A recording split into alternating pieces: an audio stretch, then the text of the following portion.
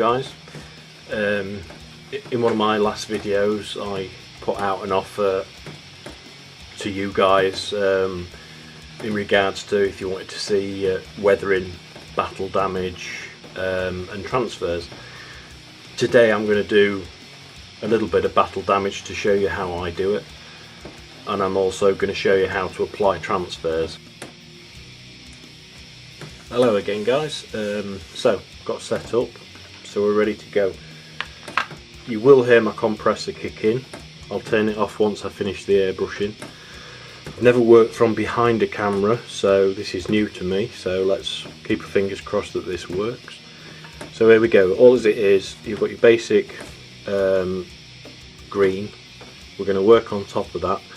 The battle damage is you've got to picture the tank blazing forward. It's going through shrapnel, it's going through explosions, etc. So it's going to get charred on its way through. Now what we need to do here on the edge is just do a small dusting of a dark colour, as if it's hit the green and it's almost burnt it, worn it through, etc. So just on the edge, we're just going to give it a bit of a charring and work it backwards.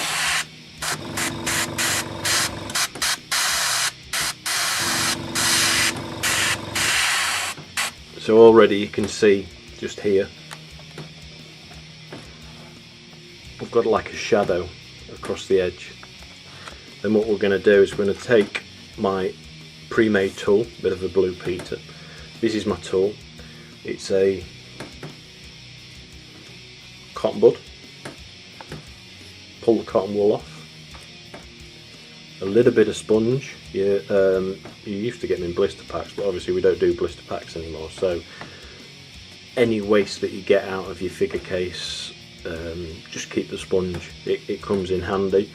I also tend to follow the missus round like a lost sheep when she goes shopping, but sometimes it comes in handy. We went in a shop the other day where they sold artistic stuff, and just bear with me. When I was in this shop having a look round, I came across these artistic sponges. Don't know what they use them for, but I just thought they'd come in handy for my stuff, so I picked up a pack. This is all they are, is a sponge on a stick. They come in handy obviously for your vehicles. You don't necessarily have to use them on the stick, but they came in handy. And I also came across these natural sponges. I'm going to not use them today, but I'm going to give them a go in the future, see if they help me anymore with my effects on my tank. It's just stuff you pick up. So anyway, back to the tool. What we're doing here now, I don't know if you can see, that's just in camera shot. I'm going to dip it in some black, which is Vallejo Air, Model Air Black. It sometimes is an advantage to use a thicker black. Maybe the Citadel range is a good one, because the Vallejo Air is quite thin, but you get used to what you're using. And all we're going to do is stipple the edge like so. You don't have to go mad, you just have to a worn edge. So you're working with that airbrushed misting that you've just given it, and you just dab like so. A lot of people have shown you this effect before. I've seen it myself. I shan't mention any names because I don't know if people are keen on having the names mentioned, but this is the way I do it, so I thought I'd show you. Now you've got two edges here coming down, so we're also going to stipple down there like so. Again, not going mad. You can go over as far as you want with the excess. It's up to you how much you do or how little you do, whatever the case may be. It's your own personal taste. Unless you're doing a commission work like this, then it's my choice. So I'm going to work it all the way down, like so, just stippling nicely, not overloading the brush or the tool. Just, once it's been dabbed, like so, dab it on your workstation. Just make sure it's not your missus' workstation like mine is and I'm in trouble. Dab, whatever. It's almost like, a lot of people know how to dry brush. It's like dry brushing. You get rid of the excess paint off your tool, just dab it down. So we've got the worn effect now here. See if we can zoom in. It'll probably go completely wrong. So there's your worn effect. Just let me turn the camera slightly, a bit wobbly. Now I'm going to dip in to the silver. The silver that I'm using is Model Air again. It's, I believe, steel. Doesn't matter what colour you use silver wise, obviously the brighter the better, but don't clean your tool. Keep your tool with the black still loaded in, because you don't want to jump straight from black to silver. It's almost like you're going through like a pattern of wear. I'm just going to dab gently on the edge like that, just to see, just to see if I'm happy with the colour.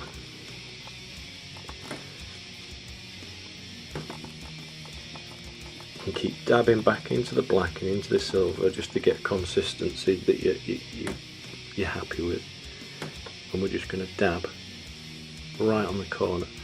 With having such a small tool as this, you've got more control. So we're just going to work our way down, really gently stippling like that. So you're getting like a chipped paint effect. Again, we're going to just work our way down this edge here. Now we can go a little bit deeper here because we've got quite a decent effect of black first. My cat's meowing in the background. So there. That's as far as I'm going to go with that. Now what I'm going to do is I'm going to get a fine brush out of my collection here. With my fine brush I'm going to go straight into a very, very bright silver. The steel is quite bright. Vallejo also do an aluminium colour, which is also very handy. Now here, you can see my brush coming into view. Just use the side of the brush, and that's my other phone. Thank you very much. So we're just touching right on the edge and it gives you a bright silver.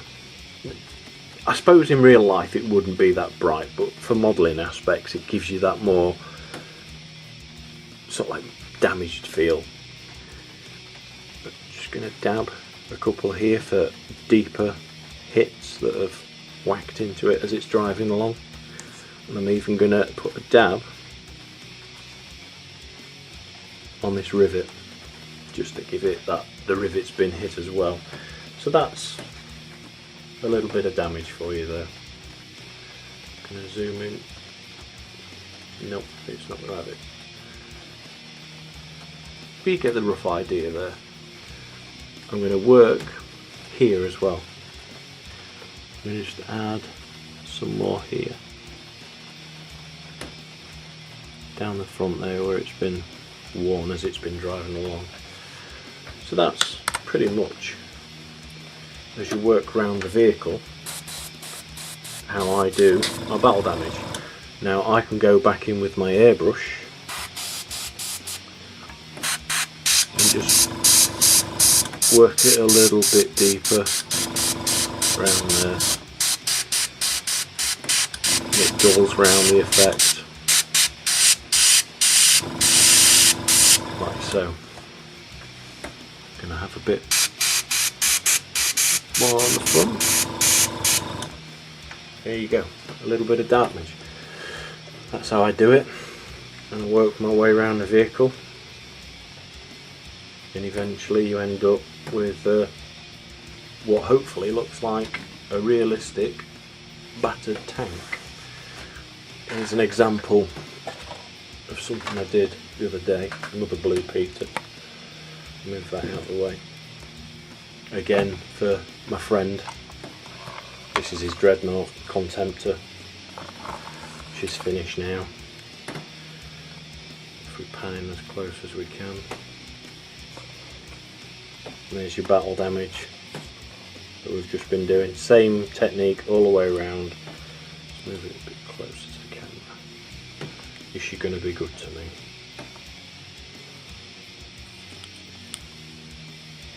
Again, as I get used to doing these videos, I'll go closer and into more detail, if you like, on how I do, you know, your streaks. You've got your dints here and here, and the feet, they've got lots of battle damage on. Work the way around. You've got streaks again, and you've got your worn effects and lots of rust. So that's how we do battle damage. Way around. And I've got to say, if I hadn't gone for the old World Eaters, then I would have been very tempted by these boys, because it is a nice paint job. I'm not saying my work's a nice paint job, I meant colour scheme. That's what I was looking for. So there you go. And this is what we're going to have a look at now, how to apply the decals. As you can see, quite seamless. So I shall fade out and I shall come back and show you how to apply decal. Cheers guys, see you in 1 minute. Hello, so did you enjoy the decal tutorial? I guess you didn't, because I forgot to press record. So let's try again. The joys of being an amateur videoer.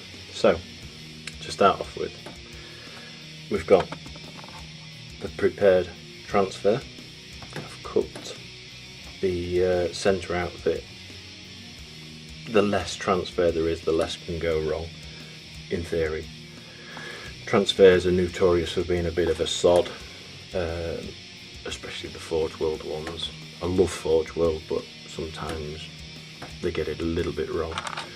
So I'm just going to add some water to the transfer while I'm chuntering,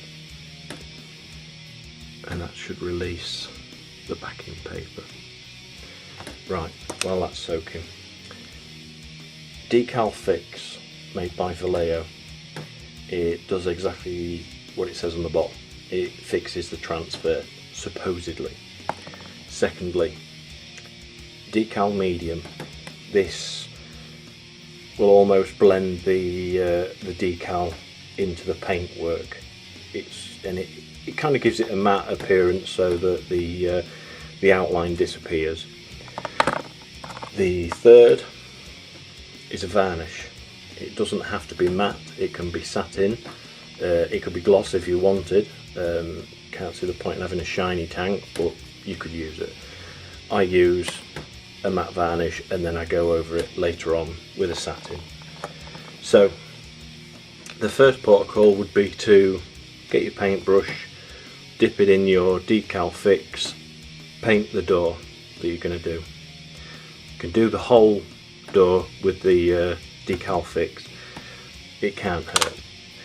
I'm going to cheat, use the airbrush. There goes my paintbrush. Right, so I'm going to give it a coat of Decal Fix. There we go. Picking up the paintbrush. While it's still wet, we're going to pick up the transfer. Now this might be a bit higgledy-piggledy. We have to battle our way through transfers, I'm afraid. Even people that love transfers still have to fight them. So, got my transfer. I'm gonna place it on the door the best I can. Come on, slide off. There we go. So your transfer is a bit wonky, so what we're going to do is we're going to dip the brush in a bit of water.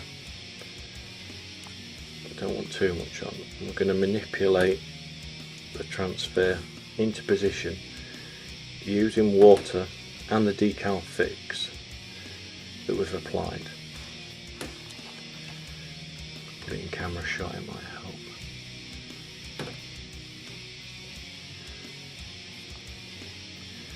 Now I'm going to gently rub over the transfer to get any contaminants out, because you will get stuff behind, and you're also looking to push the decal fix out. So there we go, like so. Now you could leave that 15 minutes to dry. Obviously I don't like waiting, so I've come prepared. My trusty gamer's hairdryer, stolen off the missus quite some time ago. So I'm going to give it a blast. Don't go too close, you'll end up blowing a transfer off the vehicle.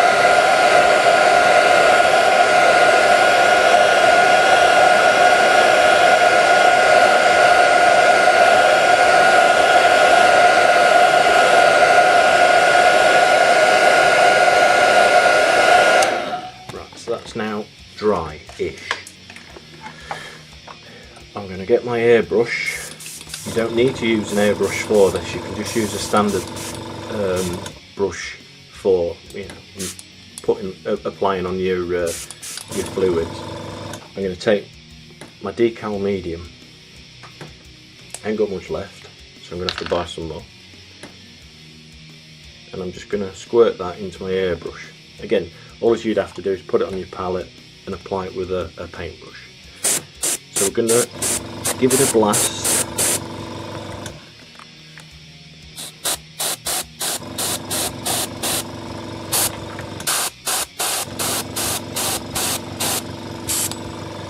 Like so.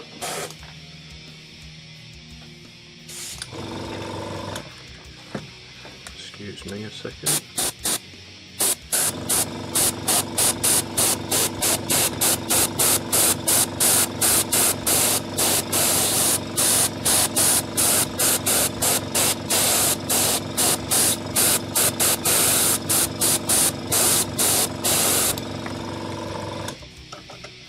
Again, you can walk away from it 15 minutes, 10-15 minutes, let it dry. I'm going to use my airbrush hair dryer and just dry it off.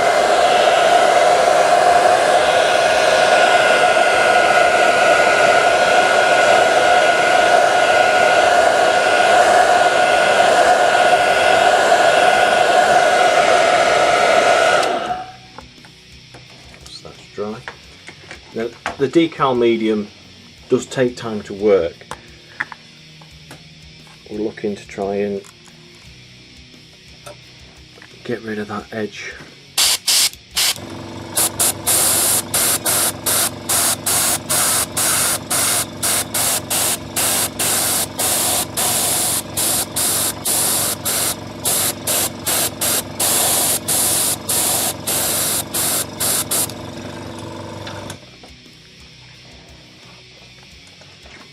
Bit of a dry.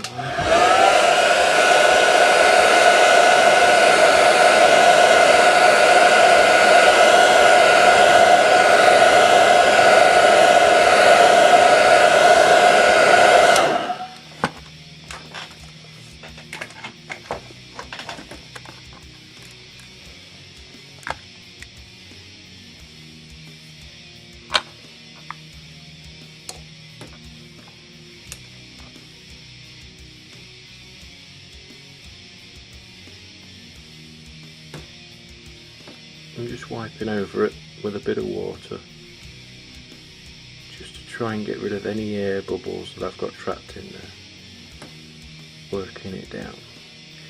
Now I know I often wouldn't say give Forge World a bad name, because at the end of the day, you know, I love Forge World. All my stuff's Forge World. Their transfers are very brittle and at the same time very thick. So when we're applying them, sometimes they take a lot of blending in. So I'm gonna shoot off camera and give this a bit of time to work its magic, and then I'll come back and we'll carry on with it. Okay guys, I'll see you in a minute. Right then guys, so that's had a chance to dry, and as you can see the edge has totally gone. It's all blended in now using the decal medium. So what I'm going to do now is drop everything. What I'm going to do is I've got a little bit of Vallejo wash. It's a Umbra colour. I'm just going to blast around the door and round the decal. Again, this is adding like wear and tear, and it's also helping to blend the transfer in. It's going to look a bit odd because the door is going to have weathering, whereas a lot of this area around here hasn't got any yet, but obviously I'll do that.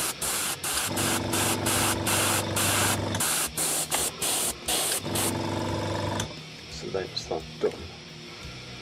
So you can see it's like a little bit worn. Obviously the effect that I showed you earlier with the battle damage, I'll be adding that all the way around the edge of the door. It would just take too long on this video. It's proving to be quite long as it is.